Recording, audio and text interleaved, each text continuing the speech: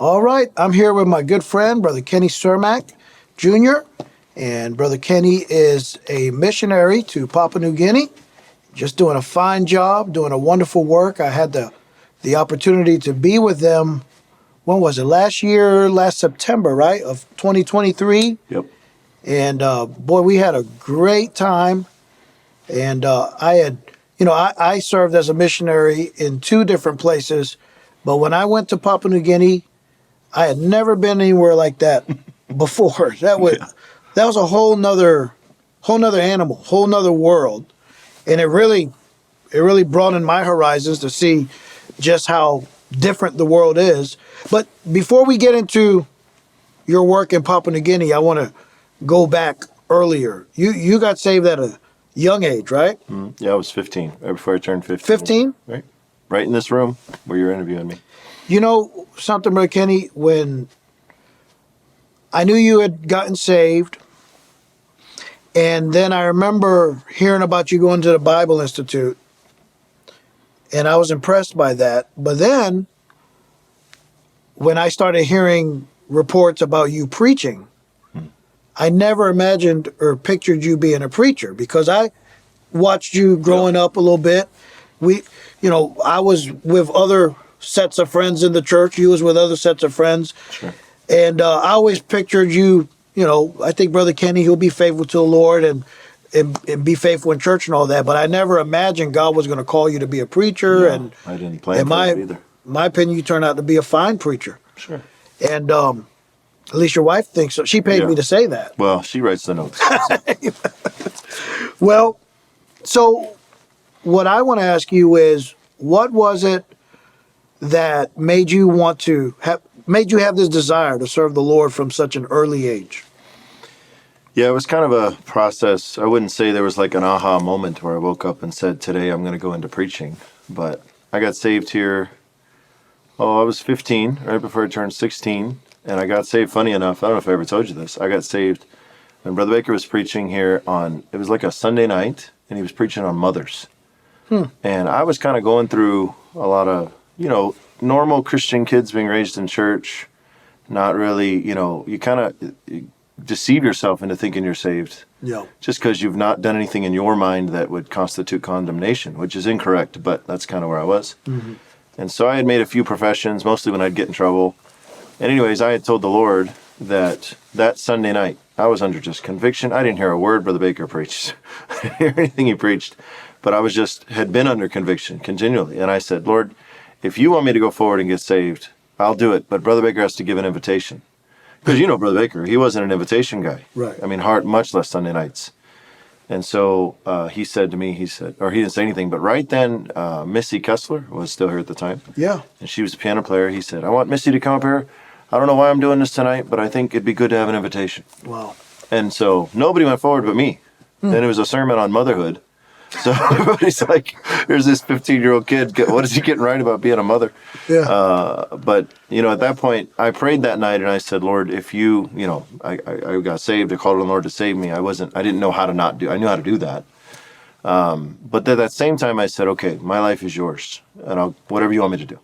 And so I meant that. And I've always meant that since then. So my plan was, I thought I'd go, I did contracting for a while. I thought I would go into more of a white collar work, lawyer. My mom always said I could argue really well, but I don't know if that was a good thing. But then right when I was finishing high school, I had taken some dual enrollment classes at the local college and gotten a degree.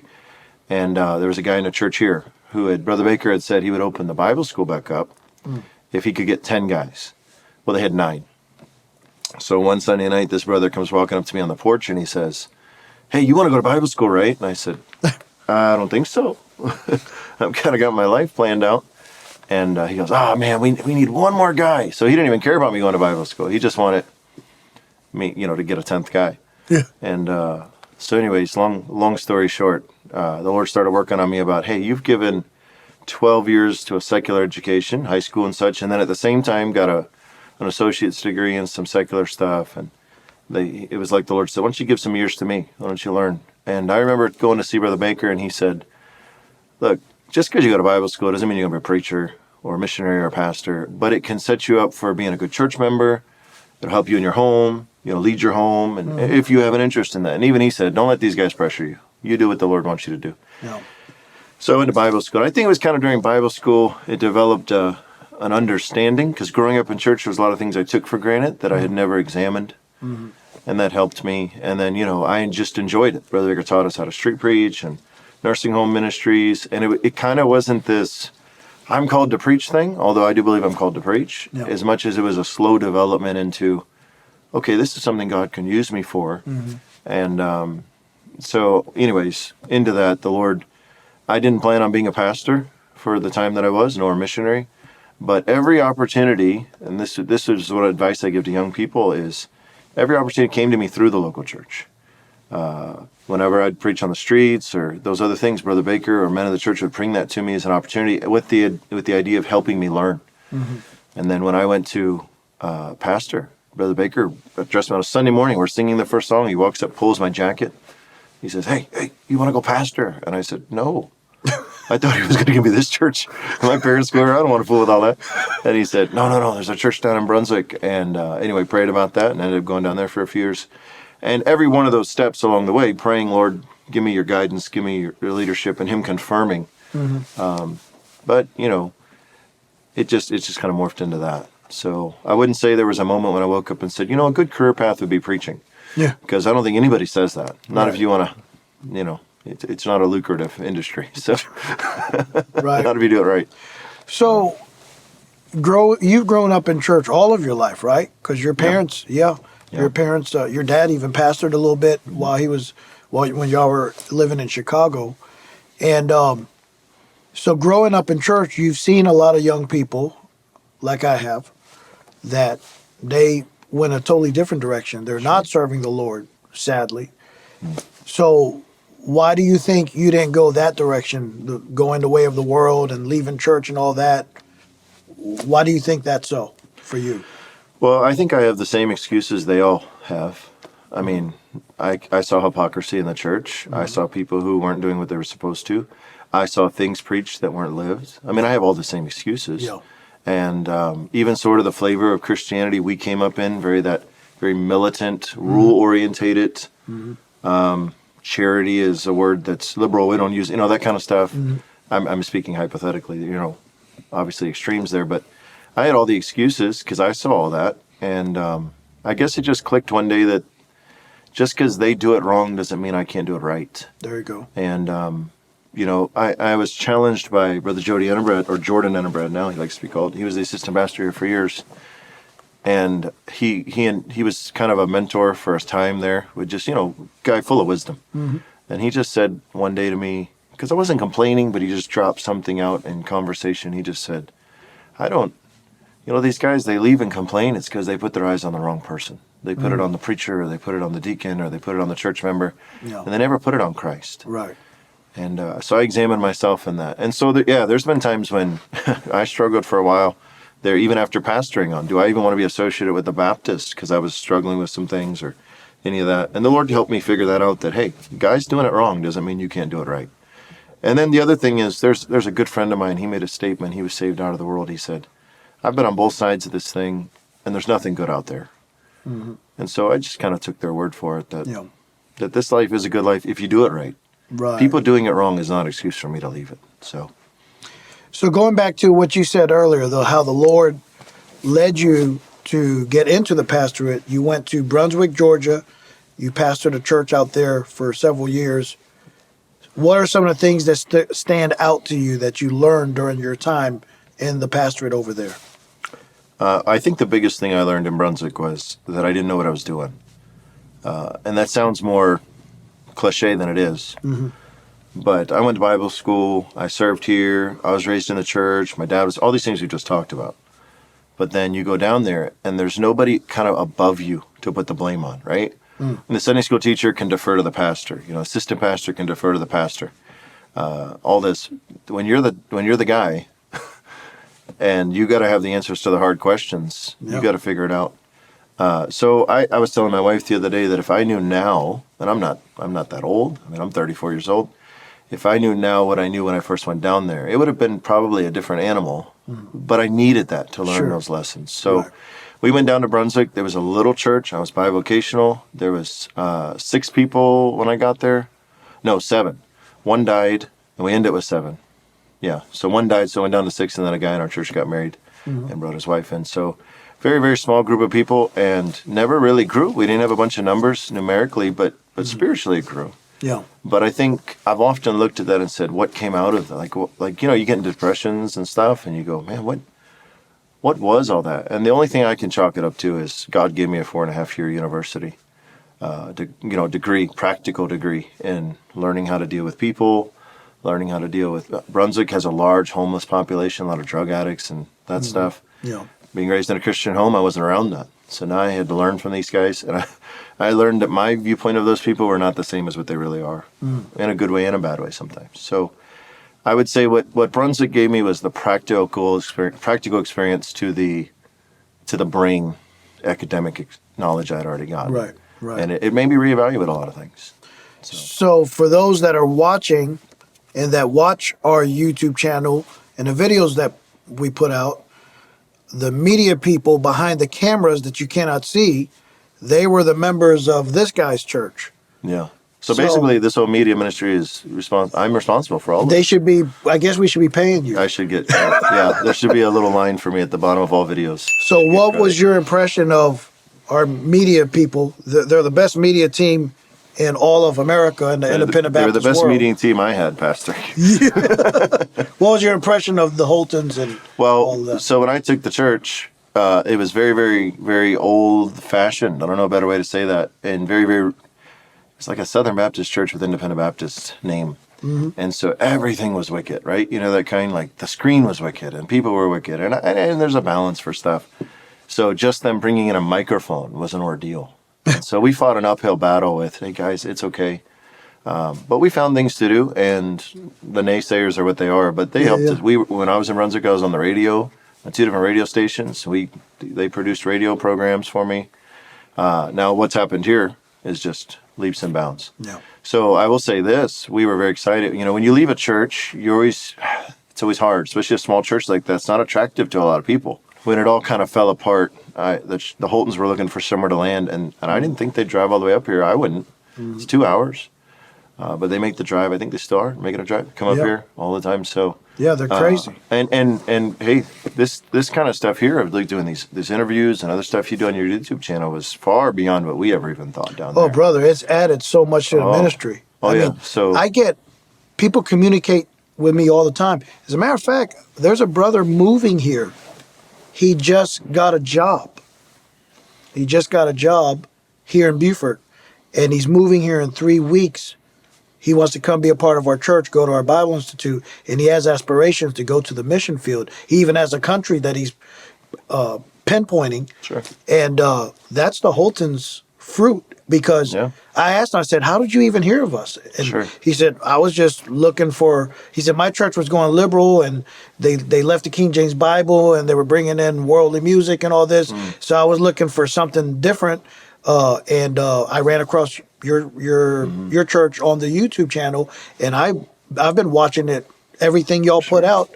So that's their fruit. And I was talking to my wife the other day about this riding down the road, and I said there's 3 major things that came out of that ministry down in Brunswick. To summarize it, one would be what you're talking about with the Holtons. Yeah. I mean, Calvary now has a media that kind of, I wouldn't say rivals, really topples a lot of other people who would even covet to have. A lot of pastors and churches are going to them asking for advice. And can you come out and help us set ours up? And here's the advertisement. They do missionary videos and stuff for other missionaries and stuff. I mean, it's great stuff. Another thing was what I mentioned earlier, the practical experience we got. Now being on the mission field, running a Bible school, training pastors, it's not an academic thing. It's like, hey, here's what this looks like when your church doesn't numerically grow for 4.5 years and you can still stay faithful. Helping those guys. But the third thing is we've got another missionary family coming over to work with us in Papua New Guinea that we met in Brunswick. And so we were putting that together the other day. If I hadn't gone to Brunswick, they lived down the road from us. We would have never met.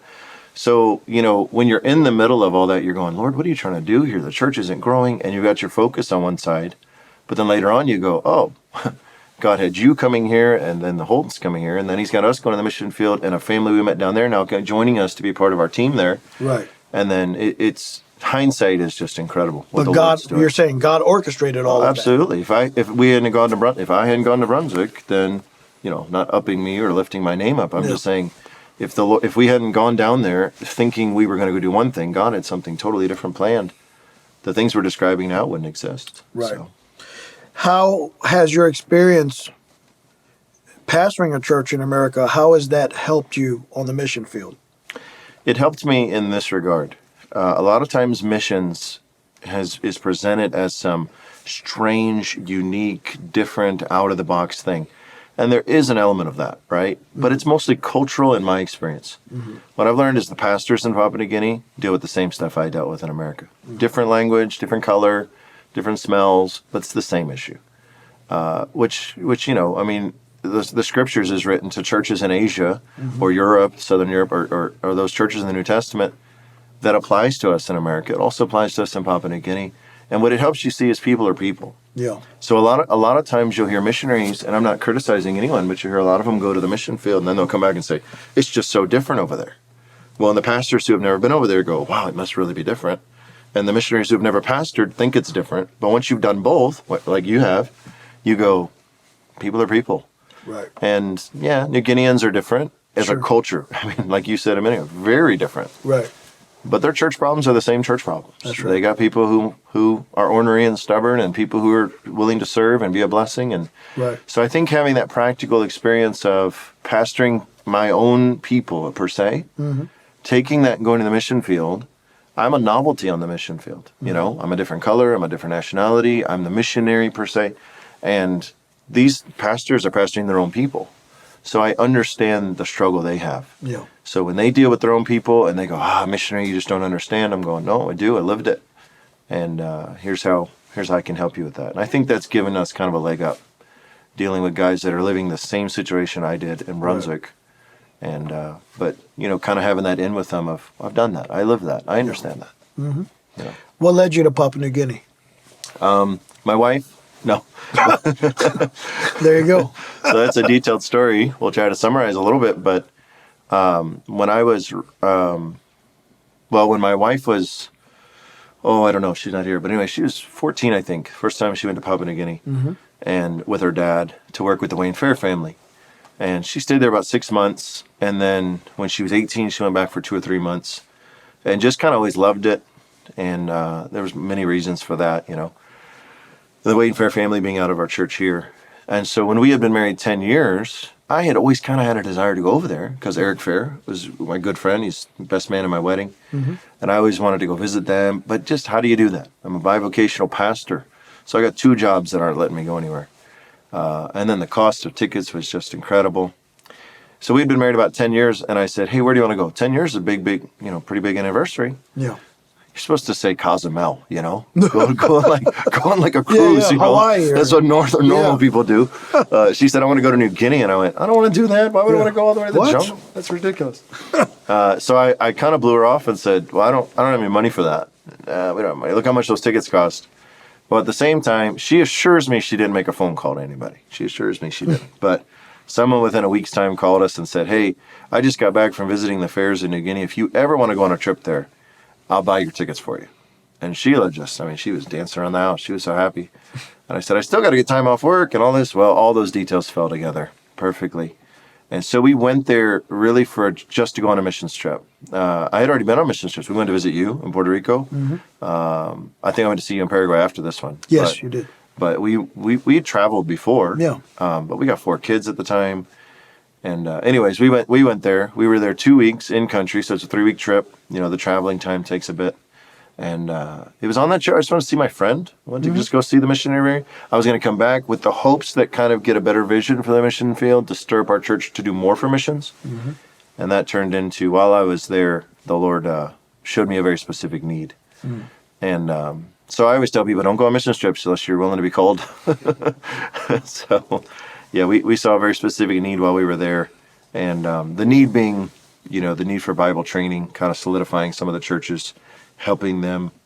And anyways, a lot of stuff was manifested during that trip. So not so much for Sheila because she had been there before, but how much did you deal with culture shock moving there?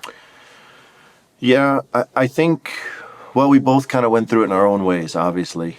She went through it because she was in a different part of New Guinea. So there was an assumption of how things were in our area. And that kind of hurt her a little bit in the sense of, oh, I know how things are. And then you're going, no, that's not how it is in this area. So there's 800 languages in New Guinea, essentially 800 cultures per se, if you give them that much. So they were in a different area. The way people are different. It's similar, but not the same, if that makes sense. For us, culture shock wasn't really drastic because in New Guinea, it requires just slowing down. That's all it takes. New Guinea, it takes slowing down and shutting up and letting people talk. So yeah, I would say we didn't go into any major culture shock. I know others that have, and we're very sympathetic to them. But some of that might be because we live in town. But it's. I think most of my culture shock would have been when I came back on this trip just now. We've been in the States 7 weeks. We fly out tomorrow.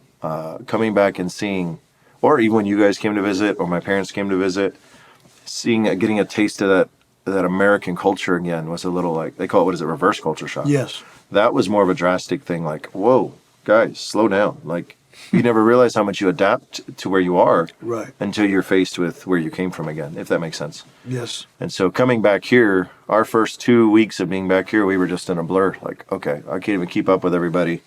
And people just came across rude. They weren't being rude. Right. They just came across that way because we're used to something different over there. But yeah, so I wouldn't say there was a tremendous amount of like physical culture shock. I didn't shut down going to the bank or anything, but yeah, with the people, it just took a minute to adjust. We're very high paced here in America. Yes. And in Papua New Guinea, they're not. They're not. They're more people orientated than they are schedule orientated. Right. But that's really aggravating at the beginning.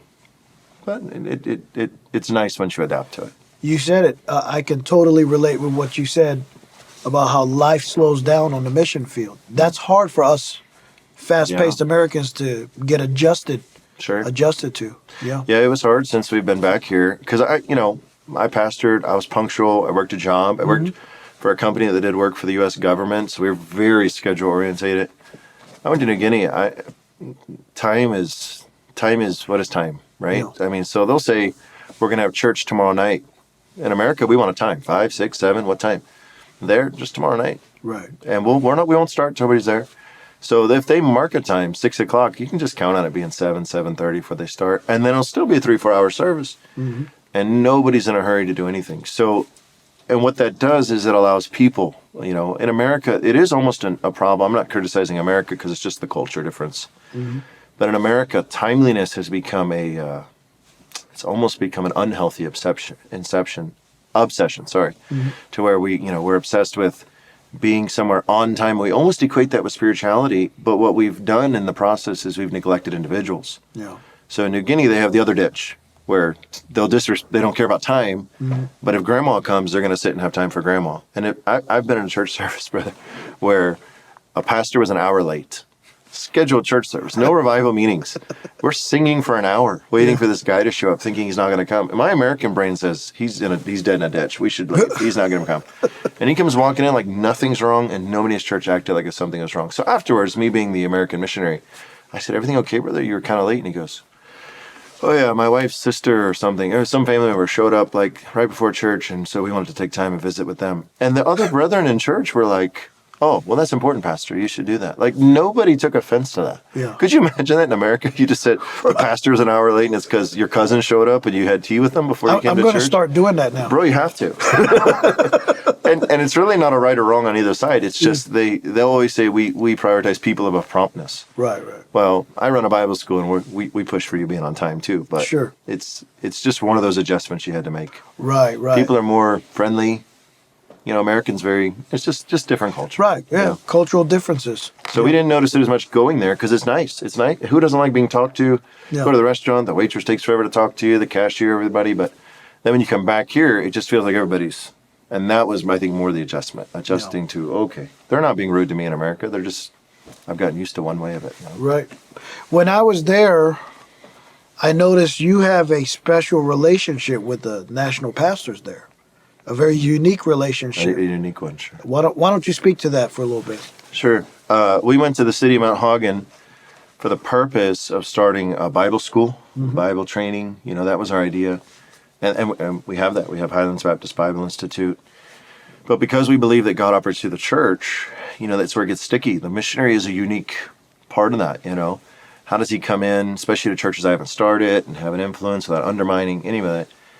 And the Lord has yoked us with 5 good men in our town. We're friends with others. We're not enemies of them. But in our town, there's 4 established churches and 1 church plant that's starting.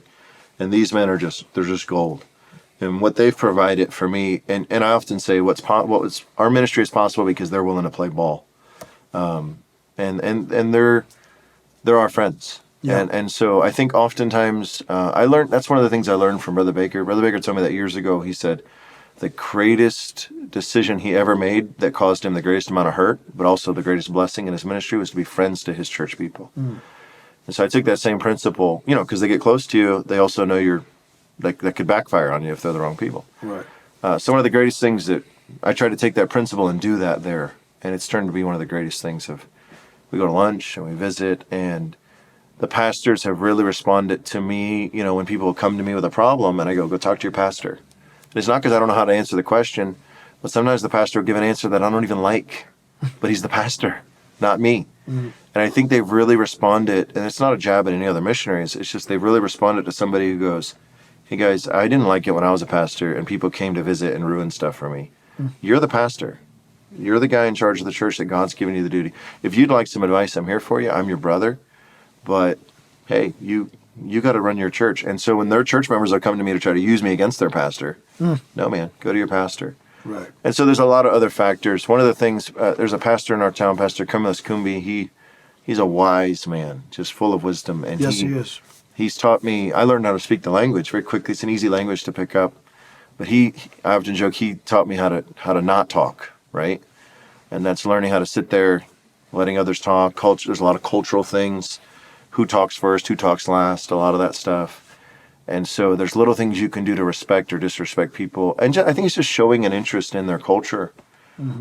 All those things together has allowed me to kind of get an audience with those pastors. And they've responded. Some were slow coming to it. Sure. They're very cautious of missionaries. They've been burned before. But the guys we have are gold. And Sheila, my wife, often jokes that you could, I could say anything I want in Hagen and I wouldn't get in trouble for it. That's not a good thing. But they're our friends that way. To the point where we fly out tomorrow.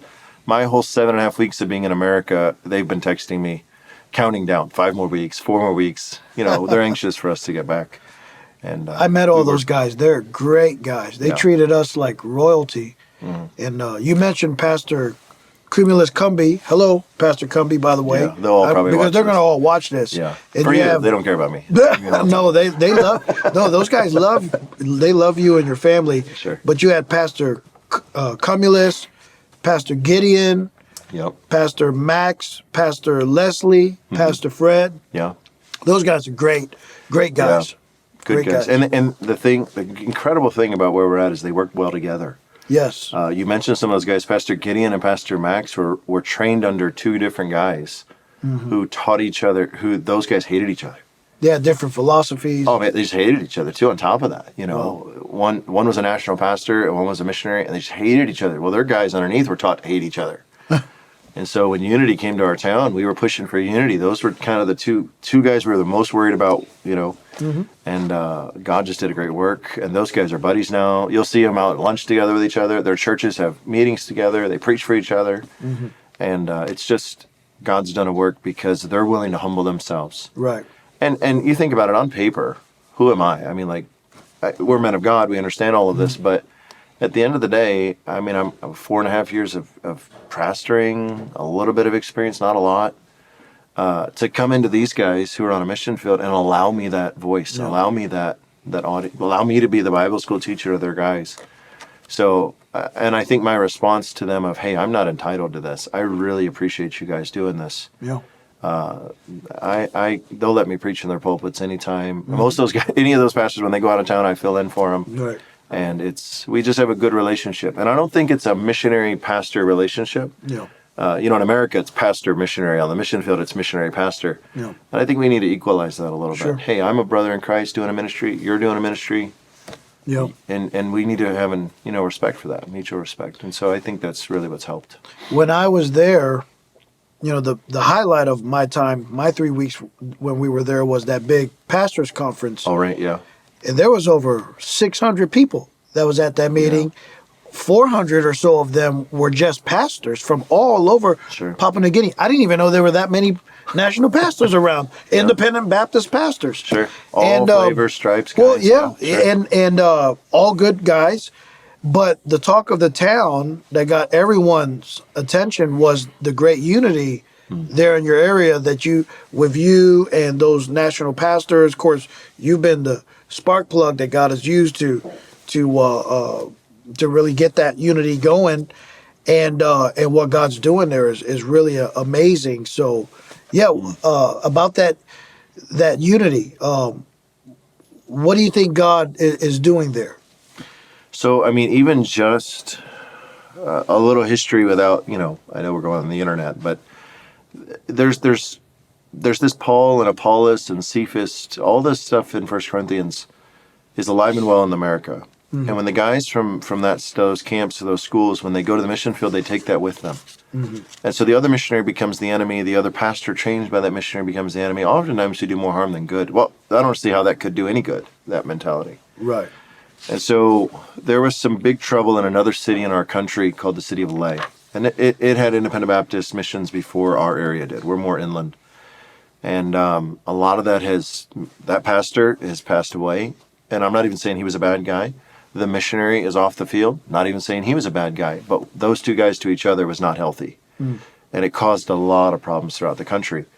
And so I say all that to say this. In our town, we came in, and the guys really didn't have an ought with each other, with the exception of those two that I talked about. Mm-hmm. And even that was more of just residual. It wasn't really a direct ought. But we had this kind of just an indifference. Hey, he does his thing, I'll do my thing, and there'd be a little snipe, more of a jealous thing. Somebody'd get mad at one of their pastors. They knew what church they could go to and be received at. We have that here in America. Church discipline doesn't work because we don't respect each other enough to uphold it, all that stuff. And so I was meeting with the guys one day, mostly Pastor Cumless, but some of the other guys, and I said, guys, for us to do a Bible school, we need some more unity. I believe each church could have their school, but we could make this thing so much better if you guys work together. And they gave the standard independent Baptist answer. Yes, we know, but that'll never happen. And so I began to pray about it, with Pastor Cumulus, and the Lord kind of brought my attention to the book of Nehemiah. How Nehemiah came into the city of Jerusalem with guys that were already there. If you study that, he lays out the chapters of which part every one of those families and people groups did. And I don't see anywhere where Nehemiah did any of that. Or if he did, it wasn't very much, some doors or something. But the majority of work was done by people that were already there, who knew they needed a wall, who knew how to build a wall. Just had never kind of been that spark, like you used that term. And Nehemiah was used for that. Mm-hmm. So the Lord kind of spoke to my heart and said, look, this is what I need you to do. I don't need you to start another church right now. I don't need you to go start your own thing and be more competition to these guys. Mm-hmm. And go work with them. And so we put on a meeting. Brother Eric Fair preached a few nights. I preached a few nights. We invited all the churches in our area to come. We had about 12 churches represented there, but those 4 or 5 main congregations were there. All their congregations. They busted them all in. Mm-hmm. And we had opposition. Spiritual opposition, opposition from within and without. Right. And it was, but the result of that was guys going, wow, if this type of meeting can be pulled off with us working together, what could we could do? The ends are, the possibilities are endless. Right. And so that resulted in our Bible school. Now that resulted in a few things. And I brought up Lay to say this. I just last week got a message from a pastor down near the city of Lay, and asked me if I would come and preach a meeting down there. And some of the other guys on his schedule, day sessions, night sessions, are guys that are from those various camps, and they're looking to do that. So I was talking to Pastor Cumulus, and he said just recently, WhatsApp, we can still talk while we're here. Mm-hmm. And he said, look, we have thought that God has used what we're doing here to bring unity to our province of Western Highlands, but it looks like God wants to go further and reach the country with it. And again, I mean, could you imagine? I mean, if one church goes and sends one guy out to start a church, that's a great work. But if 6 churches get behind him, Yeah. I mean, and send groups and efforts, and if you've got 60 churches, I mean, this is where the work can actually happen. Most of the work can't be accomplished in the independent Baptist world because there's no unity, and we equate unity with compromise, and it doesn't have to be that way. No. So the possibilities are endless of what God's going to do in Papua New Guinea. You have a Bible Institute with how many students in it? Right now, we just finished our first year, and I had 60 sit for exams. Okay. 60 students. I had 62, but I figured 60 out of 62 was a pretty good. Yeah. Yeah, after 1 year. So. What's your vision of what you would like to see accomplished with that Bible Institute? Short term, we've got it's a 3-year program. I would be happy personally with a 10% success rate, but that's me being a pessimist. And I've told that to them, and they're like, "We're going to prove you wrong." I said, "Okay, man, if you plow through just for pride's sake, I'll be happy with you." Yeah. But that's the short-term vision, is to see some preachers raised up in our areas, and there's some areas that really need churches that have been, I wouldn't say neglected, but we've been short-staffed. That's the problem of New Guinea. No. We're short-staffed on good preachers. Guys who can preach the gospel exist, Right. but guys who can combat false doctrine and guys it doesn't exist. So I'd like to see some guys raised up we can start some works, and then those be under their churches, and those churches, because their pastors are coming to school. All those pastors I mentioned are also coming to school too, so they can work together with these guys. Mm-hmm. The long-term goal would be for me to phase out, and long-term could be 20, 30 years, and that's more of a realistic time. There's no Bible school in Papua New Guinea that's not missionary ran. All of them are missionary ran, and all of them have been historically missionary ran, and when the missionary leaves, they die. And I would like for it to be, whether it goes into a smaller, multiple schools at local churches, because that would probably be a good system, or a school that is a cooperative effort of all the churches together. I would like for it to be for it to be national ran. So I'll probably do.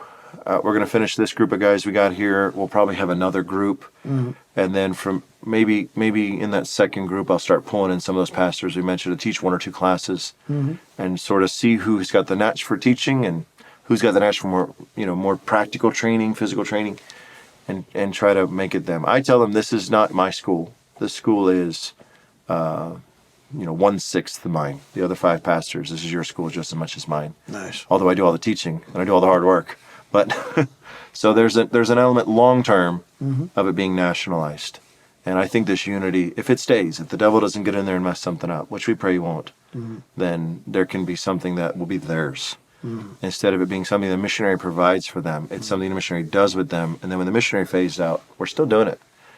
I don't know if it'll happen, but that's my prayer. So. And you told me before that there's like a whole section of New Guinea that has been totally untouched. And you're hoping to take some of these students and do something about that. So Papua New Guinea is only half the island, and there's a lot of Papua New Guinea, that island, and there's islands off the coast. Bush, hard to reach areas that are just unsure. There's still cannibals in some of those areas? I don't know so much in Papua New Guinea, but on the other half of the island, West Papua, there is. Okay. I'm not interested in going over there. They might wipe me. You don't want to go find out. I don't know. I thought that's what I heard that in that part. There's probably, we always say in New Guinea, compare it to polygamy in America. There's some weirdo doing it somewhere, but he's not accepted by society. It's not very common. Yeah, and that's where it is in New Guinea. But on the other side, it's rough. Yeah. In fact, you go to the other side, from what I learned, is I got to get a visa to go in because it belongs to Indonesia, and then you'd have to get a secondary visa to leave the town and go into the bush. It's kind of like a waiver you sign. It's pretty rough. But New Guinea itself, Papua New Guinea there's provinces. I think of one right now, Moon Province, is a bunch of islands and a little touch of the mainland at the bottom. There's one missionary there. He's doing a good work, Brother Caleb, but from his side to the other side of his province, it's like a 14-hour little boat ride with tons of islands in between. And you could dump 12 missionaries in that place and never get the work done. So he's there's a lot of work this, and that's where we're praying for the Bible school, for it to be national. We can't dump 100 more missionaries in Papua New Guinea from America. Right. Where do we get them? Right. Much less be able to send them all to one place and neglect the rest of the world. It wouldn't be fair. So the idea is to train these guys and let them reach their own people. There you go. So that's our No, and that's good that you talk about that, because I've even heard it said before. We've been sending for so many years so many missionaries to Papua New Guinea. There should be churches all over the place. There should be Sure. no more need for missionaries or for churches or national pastors. But the opposite is true, actually, right? Yeah, well, so the idea of, I mean, that sentiment is expressed by many, and the reason, when you think about missions is 3 steps, right? Win souls, plant churches, train men. Mm-hmm. And the work isn't done until we finish that 3rd step. Right. So, yeah, a lot of missionaries have gone, started churches, preached the gospel, very needful, very important, very foundational stuff for where we're at. Without those guys, we wouldn't have anything to do, or we'd be back at those first steps. So to say, well, we've sent so many, why isn't the work not done? We're trying, or we got to get to this place. So I tell guys, if they want to come to New Guinea and do missions, hey, it's more than preaching the gospel. Can you teach the scriptures? Because these nationals will run with it. They'll do harder work than you and me. Mm-hmm. They'll climb the mountains and ford the rivers and sleep in the huts and eat the cow or the sweet potatoes that Americans are only going to do for so long. Yeah. It's just not in us. Right. Without calling it a major sacrifice, they do it because it's life. Mm-hmm. But those guys will make the effort to come and learn the scriptures. So I often say, what my vision and some of the missionaries' vision for New Guinea would be is central areas in Papua New Guinea, setting up kind of what we're doing. If we could get some, whether it's national setting them up or pastors or missionaries, places where guys can come and get trained, get some foundational teaching, how to combat false religions and rightly divide and all this stuff, and then cut them loose, and you'll reach the country. So, now here's something interesting that I'd like for you to get into real good. But right before you came back to America for this furlough, God really opened some huge doors for you to get into some of the criminal underground of your area, and get the gospel to some real doozies as far as the criminal world is concerned. Sure. Talk about that. It seems that way. I mean, on paper, a homeschool kid raised in church isn't the most fit guy to go deal with the criminal underworld of the jungle. But here we are. Yeah. Our car was stolen, and we got it back. Our car came back. We often joke it went on vacation for a few days. But in the process of that, there were some criminals that we were brought in contact with, thinking they would help us. And they tried. But, you say, why didn't you go to the police? Because the police are just criminals in another uniform in New Guinea. That's what we say. And so if you want to find a thief, you talk to another thief, that kind of thing.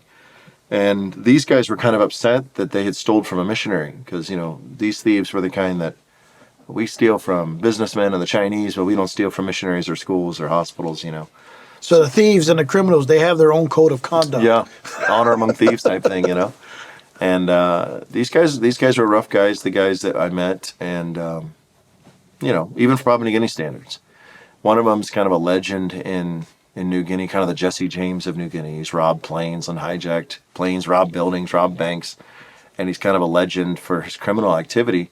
And so anyways, through the process of trying to find my car, I kept not realizing it, climbing this criminal ladder, essentially, bumping into these people. And so we met some guys. One of them, the second in command to kind of the criminal world. It's not as organized as like a mafia, but it would be, the Wild West, and there's a respect among them.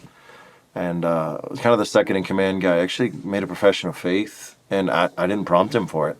I thought he actually disappeared on me. I gave him a Bible, and he disappeared for like 6-7 weeks, and I went, man, that guy got a Bible and split, And coming to find out, he'd been reading it, and the Lord dealt with him through reading the scriptures, and he realized he was a sinner in need of a Savior, and called on the Lord to save him. And he was cheating on his wife and told his mistress she had to leave. Took his wife with him to his mistress, said, you got to go. His girlfriend said, you got to go and stop chewing buai, which is that red, like a drug they do almost. It's Everybody kind of chews that stuff over there. It's just gross. It's culture shock. That's one of the, it's gross. Yeah. But he stopped doing all that, stopped drinking, cleaned himself up, and he sat on my porch the day before I flew out and just said, the Lord changed him. He feels free. He's in an area called Kilwa, and Kilwa is full of escaped prisoners and, criminals, and nobody's been able to go in there and start any religion, because they keep robbing them and messing them up. Well, he's the boss in that area, essentially. And they let you in there, didn't you go? Well, yeah, to go see him, in an audience with the boss, And so so now he told me to come back. He said he wants to go and do some work in there, and he said, you'll have an open door. He's already been going on reading the Bible to everybody and stuff in there. So it seems like the Lord, I joke that we're going to start a church in Kilo and call it Criminal Baptist Church. But, I went over there thinking I was just going to teach Bible. I didn't realize my car being stolen, which, you get anything of any value stole from you. Yeah. It's just a violation you feel. Right. But God, through that process, used it to yoke us with some people and do some things. So we're praying that, these guys that in any society, the criminal society, the homeless society, that they're too dirty to deal with sometimes. And it's just the way it is. Mm-hmm. But when God forces you face to face to deal with them, now, hey, when am I ever going to see this guy again? So give him the gospel, give him scriptures, try to help him. And that story is a much longer story. I could probably do a whole hour on just what it took to get my car back and meeting these guys, the cultural elements. Mm-hmm. But it resulted in at least one guy getting saved and maybe even more. Amen. So, it's really, I've met guys, some of the pastors joke with me. They say, missionary, now you got, because they come to my house, these criminal guys, though, like, boss criminals. They're not trying to rob me. They're like robbing banks and, stuff. Crime bosses. Crime bosses. They're not going to worry with my $20, And these guys, these pastors are like, why are you going to let these guys come to your house? And I said, I guess I'm too stupid to know any better.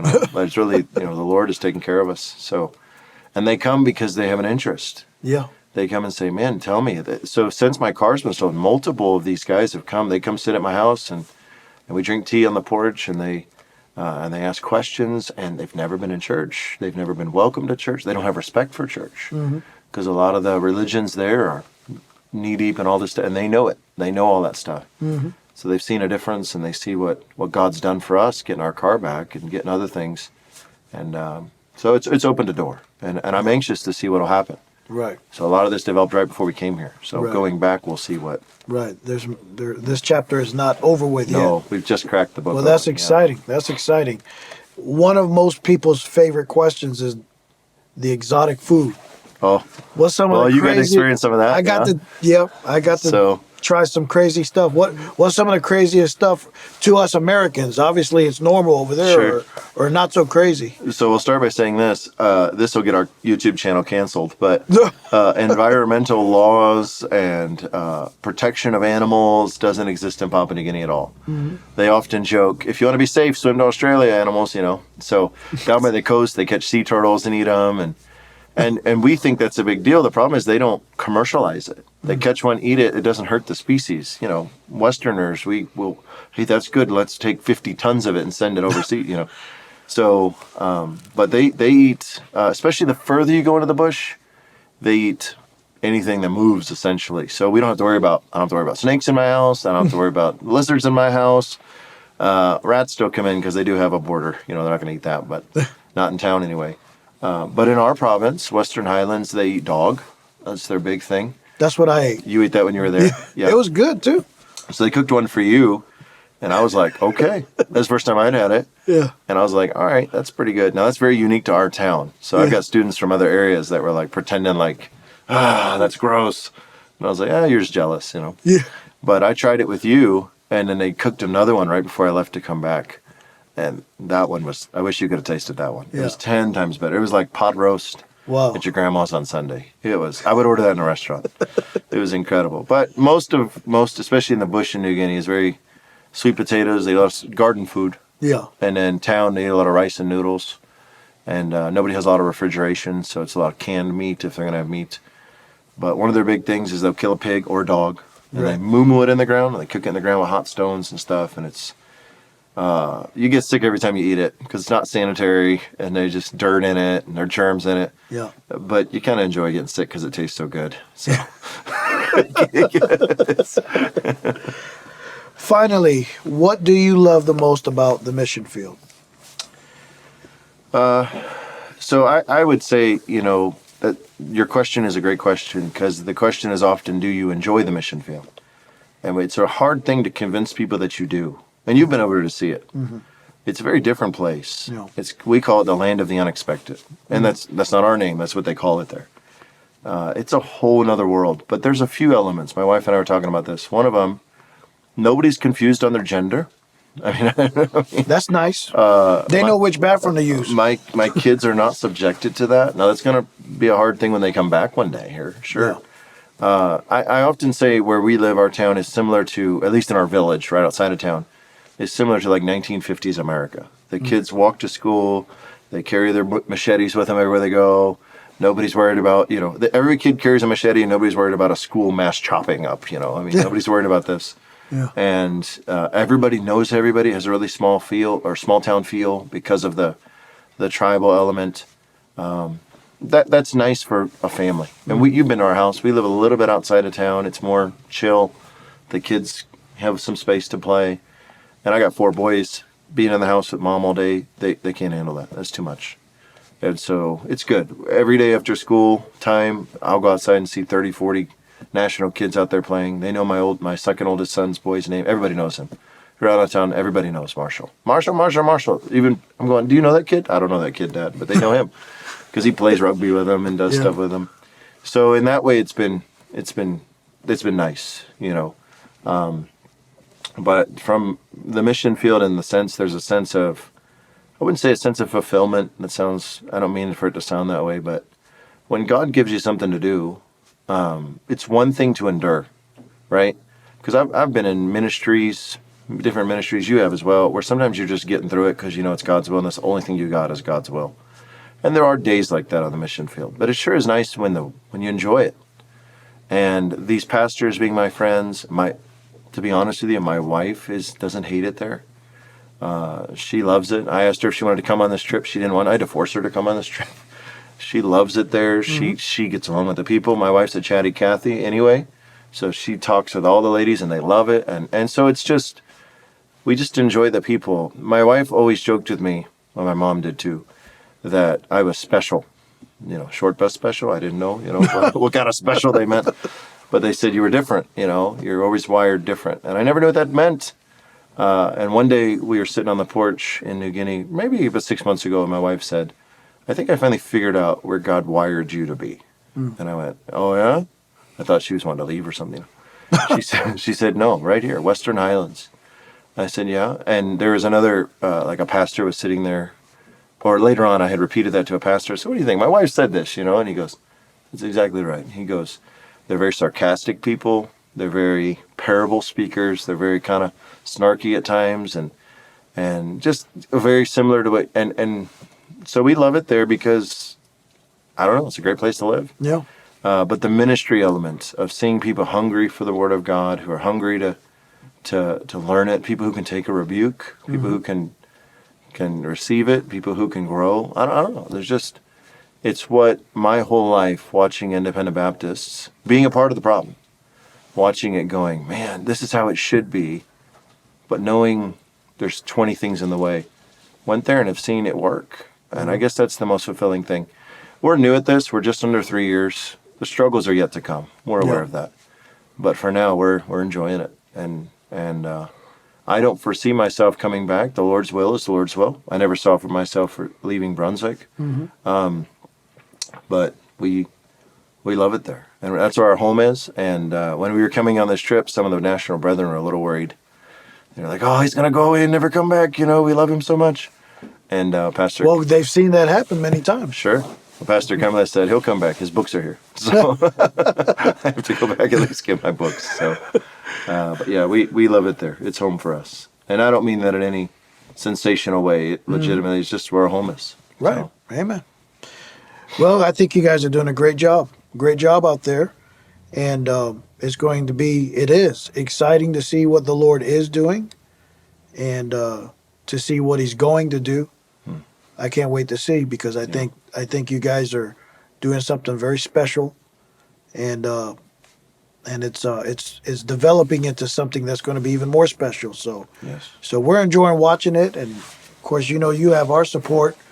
And if any of you out there are looking for a good missionary family to support, Brother Kenny will take all of your money.